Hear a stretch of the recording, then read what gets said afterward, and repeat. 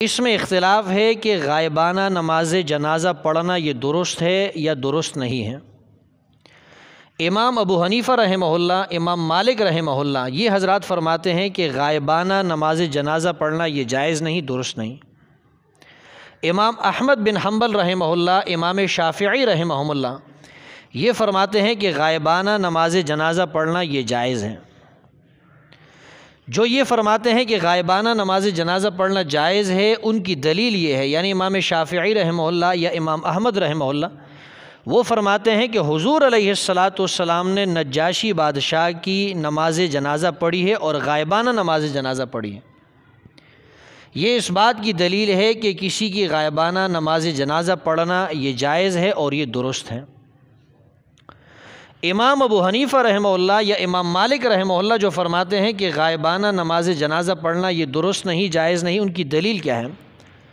وہ فرماتے ہیں کہ دیکھیے، اللہ کے رسول کے زمانے میں بے شمار صحابہ جو ہے وہ شہید ہوئے، کئی صحابہ کا انتقال ہوا، اللہ کے رسول نے کسی کی غائبانہ نماز جنازہ ادا نہیں کی۔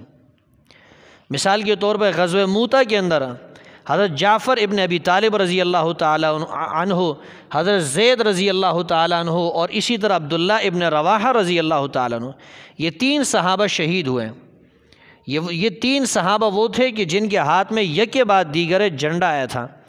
یہ تین صحابہ شہید ہوئے، اللہ کے رسول نے صحابہ کو بتایا، وحی کے ذریعے آپ کو معلوم ہوا کہ یہ تین صحابہ شہید ہو گئے، حضرت زید بھی شہید ہو گئے، حضرت جعفر ابن ابی طالب رضی اللہ تعالیٰ عنہ وہ بھی شہید ہو گئے، اور عبداللہ ابن رواحہ رضی اللہ تعالیٰ عنہ وہ بھی شہید ہو گئے۔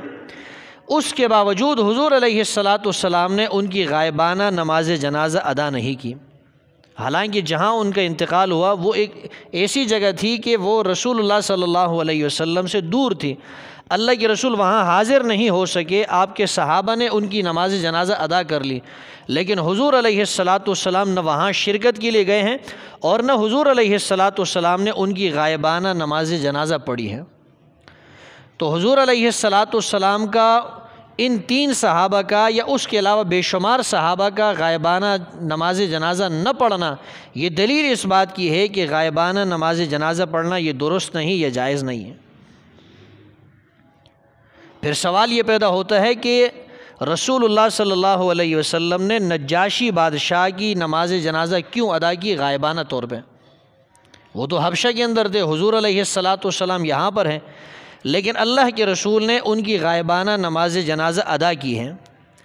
اس کا جواب یہ ہے، خود احادیث کے اندر موجود ہے کہ اللہ کے رسول نے فرمایا تمہارے بھائی نجاشی کا انتقال ہو گیا ہے، لہذا تم صفیں بنا لو۔ صحابہ نے صفیں بنائی اور حضور علیہ السلام نے ان کی نماز جنازہ ادا کی۔ صحابہ فرماتے ہیں، روایات میں آتا ہے کہ وَهُمْ لَا يَظُنُّونَ إِلَّا أَنَّ الْجَنَازَةَ بَيْنَ يَدَيْهِمْ، صحابہ یہ سمجھ رہے تھے، ایسا معلوم ہوتا تھا کہ وہ جنازہ حضور علیہ السلام کے سامنے موجود ہے۔ یعنی اللہ تعالیٰ نے معجزانہ طور پہ، قدرتی طور پہ اللہ تعالیٰ نے ایک اعجاز حضور علیہ السلام کا یہ پیدا کیا کہ نجاشی کی جو نماز جنازہ تھی، وہ اس کا جو جنازہ تھا وہ حضور علیہ السلام کے بالکل سامنے موجود تھا۔ ایسا معلوم نہیں ہو رہا تھا کہ جنازہ کہیں اور ہے، حضور علیہ السلام کہیں اور ہیں۔ اگرچہ نجاشی بادشاہ حبشہ کے اندر موجود تھے اور حضور علیہ السلام یہاں پر موجود ہیں، لیکن اللہ نے بیچ سے وہ سارے پردے ہٹا دیے اور وہ جنازہ بالکل حضور علیہ السلام کے سامنے موجود تھا۔ اس لیے حضور علیہ السلام نے ان کی نماز جنازہ ادا کی، گویا کہ یہ ان کی خصوصیت ہے۔ اگر غائبانہ نماز جنازہ پڑھنا جائز ہوتا تو اللہ کے رسول کے زمانے میں کتنے صحابہ شہید ہوئے، کتنے صحابہ کا انتقال ہوا، آپ نے کسی کی غائبانہ نماز جنازہ ادا نہیں کی۔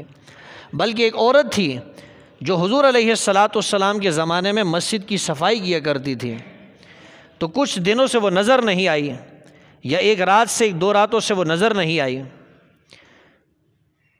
مسجد کی صفائی کیا کرتی تھی وہ عورت، جب وہ عورت نظر نہیں آئی تو حضور علیہ السلام نے صحابہ سے پوچھا کہ وہ جو مسجد کی صفائی کرنے والی عورت تھی وہ کہاں گئی ہے، وہ نظر نہیں آ رہی۔ صحابہ نے فرمایا اللہ کے رسول رات کا وقت تھا، اس کا انتقال ہو گیا، ہم نے مناسب نہیں سمجھا کہ آپ کو بیدار کرے، آپ کو جگائے اور آپ ان کی نماز جنازہ ادا کریں۔ تو حضور علیہ الصلاۃ والسلام نے فرمایا دلونی علی قبرہا، مجھے اس کی قبر بتاؤ کہاں پر ہے۔ اللہ کے رسول گئے اور اس کی قبر کے پاس کھڑے ہوئے، وہاں آپ نے اس کی قبر پر اس کی نماز جنازہ ادا کی۔ اگر غائبانہ نماز جنازہ ادا کرنا جائز ہوتا، حضور علیہ الصلاۃ والسلام وہیں پر اپنی جگہ پر بیٹھے بیٹھے وہیں پر کھڑے کھڑے اللہ کے رسول فرماتے ہیں کہ یہیں پر چلو صفے بنا لو، اس عورت کی نماز جنازہ پڑھ لیتے ہیں۔ لیکن اللہ کے رسول نے ایسا نہیں کیا، بلکہ آپ نے فرمایا مجھے اس کی قبر بتاؤ۔ آپ اس کی قبر کے پاس گئے، آپ نے اس کی قبر پہ جا کے نماز پڑھی ہے۔ تو اگر کہیں ایسی صورتحال ہو، اچھا پھر حضور علیہ الصلاۃ والسلام نے وجہ بھی یہ بتائی کہ دیکھیں میں اس کی نماز جنازہ پڑھوں، میں کسی کی نماز جنازہ پڑھوں تو اس کی مغفرت کی زیادہ امید ہے۔ اللہ تعالیٰ فرماتے ہیں ان صلاتک سکن لہم، آپ ان کے لیے دعا کریں، یہ ان کے لیے باعث سکون، باعث مغفرت، باعث اطمینان زیادہ ہو سکتی ہے۔ اس لیے حضور علیہ الصلاۃ والسلام نے فرمایا کہ مجھے اس کی قبر بتاؤ۔ آپ اس کی قبر پہ گئے، اس کی نماز جنازہ ادا کی گئی، لیکن غائبانہ نماز جنازہ نہیں پڑھی، وہاں قبر کے پاس گئے، قبر کے پاس اللہ کے رسول نے اس کی نماز جنازہ ادا کی۔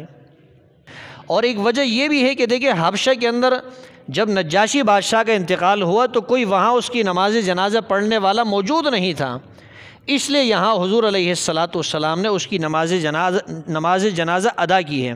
ہمارے ہاں یہ صورتحال نہیں، بلکہ پوری دنیا کے اندر آپ کو کہیں پر بھی کوئی نہ کوئی ایسا آدمی ملے گا جو کسی کی نماز جنازہ پڑھنے کے قابل ضرور ہوگا، چاہے وہ مسلمانوں کے ممالک ہو چاہے کافروں کے ممالک ہو۔ کوئی نہ کوئی عالم دین، کوئی نہ کوئی مسجد کا امام، کوئی نہ کوئی حافظ، کوئی نہ کوئی عالم، یا کوئی نہ کوئی باشرع آدمی یا کوئی سمجھدار پڑھا لکھا آدمی آپ کو ایسا مل سکتا ہے کہ جو نماز جنازہ کسی کی ادا کر لے گا۔ اس لیے یہاں پر کوئی ضرورت نہیں کہ آپ کسی کی غائبانہ نماز جنازہ وہ پڑھا کریں، بس ایک دفعہ نماز جنازہ اس کی ہو گئی ہے، دوبارہ نماز جنازہ پڑھنے کی پھر حاجت اور ضرورت نہیں۔